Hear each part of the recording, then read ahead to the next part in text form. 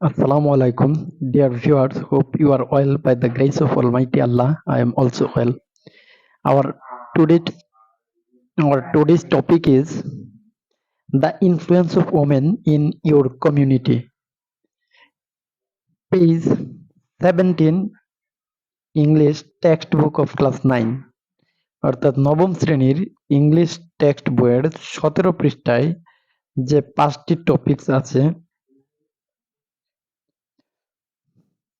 যে 6টি টপিকস আছে, সরি 5টি নয় 6টি টপিকস আছে। সেই 6টি টপিকস এর মধ্যে আমরা ধারাবাহিকভাবে 5টি টপিকস দিয়েছি।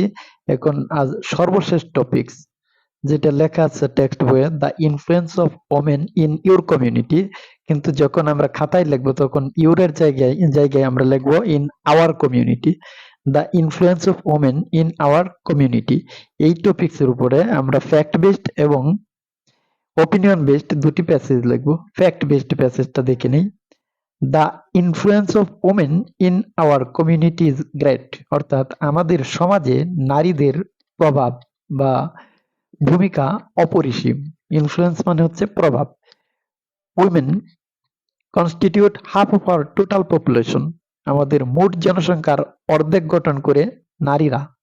According to the survey of United Nations in 2020, 2020 সালের জাতিসংঘের জরিপ অনুসারে women make up 49% of the world's population, বিশ্বের জনসংখ্যার 49% মহিলারা গঠন করে। In our community we see women are keeping important influence, আমাদের সমাজে বা সম্প্রদায়ে আমরা দেখছি মহিলারা গুরুত্বপূর্ণ ভূমিকা রাখছে বা প্রভাব রাখছে।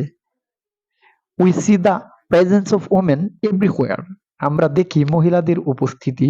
উই সি, আমরা দেখছি দ্য প্রেজেন্স অফ ওমেন, মহিলাদের উপস্থিতি এভরিহোয়ার, সর্বত্রই। Such as in art, culture, media, technology, science, medical science, administration, defence etcetera, সর্বত্রই। যেমন সাচ এস মানে হচ্ছে যেমন, যেমন শিল্প, সংস্কৃতি, গণমাধ্যম, টেকনোলজি মানে হচ্ছে কি প্রযুক্তি, বিজ্ঞান, চিকিৎসা বিজ্ঞান, অ্যাডমিনিস্ট্রেশন মানে প্রশাসন, ডিফেন্স ইত্যাদি, সর্বত্রই। Women are becoming pilot, police, army, MP, speaker, minister and even prime minister, এমনকি প্রাইম মিনিস্টারও হচ্ছে।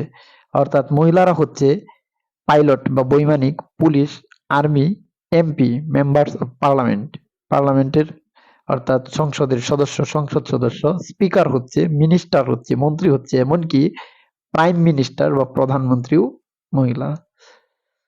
এই হচ্ছে আমাদের একটা ফ্যাক্ট বেসড প্যাসেজ। এখন আমরা ওপিনিয়ন বেসড প্যাসেজটা দেখে নিই। এই ক্ষেত্রে আমাদের ওপিনিয়নটা কি হতে পারে দেখি। এই যে opinion, I think women's influence is the most to build up an educated society.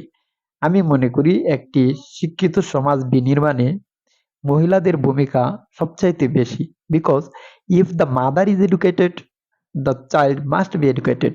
যদি মা শিক্ষিত হন তাহলে সন্তান শিক্ষিত হবেই, সন্তান অবশ্যই শিক্ষিত হবে। অ্যাকর্ডিং টু নেপোলিয়নের মতে, give me an educated mother, আমাকে একটি শিক্ষিত মা দাও, I will give an educated nation, আমি একটি শিক্ষিত জাতি দেব। In my opinion, women should be given higher education so that they can exercise influence in the community and lead the nation. আমার মতে মহিলাদের উচিত উচ্চশিক্ষায় শিক্ষিত করা, যাতে তারা সমাজে বা সম্প্রদায়ে প্রভাব বিস্তার করতে পারে এবং জাতিকে নেতৃত্ব দিতে পারে। Though some people still think that women need not study math, যদিও কিছু লোক এখনো মনে করে মহিলাদের বেশি পড়াশোনা করার দরকার নেই। এই হচ্ছে ওপিনিয়ন বেসড। তো এর মাধ্যমে আমাদের একটি এক্সপিরিয়েন্স শেষ হলো। ওই এক্সপিরিয়েন্সের সকল অ্যাক্টিভিটি আমাদের শেষ হলো। এখানে 6টা টপিকস আছে এই পৃষ্ঠায়, অর্থাৎ 17 পৃষ্ঠায় 6টি টপিকস আছে। এর মাঝে ক্লাসের যে কোনো একটি টপিকস এর উপরে অ্যাসাইনমেন্ট বা কাজ দেওয়া হবে, টাস্ক দেওয়া হবে, একটি করতে পারলেই হবে, একটি করলেই চলবে। তো আমি তোমাদের সুবিধার্থে ধারাবাহিকভাবে 6টি টপিকস করে দেখালাম। এখন তোমাদের জন্য যেটি সুবিধা বা সহজ মনে হবে সেটি করলেই হবে। Thank you.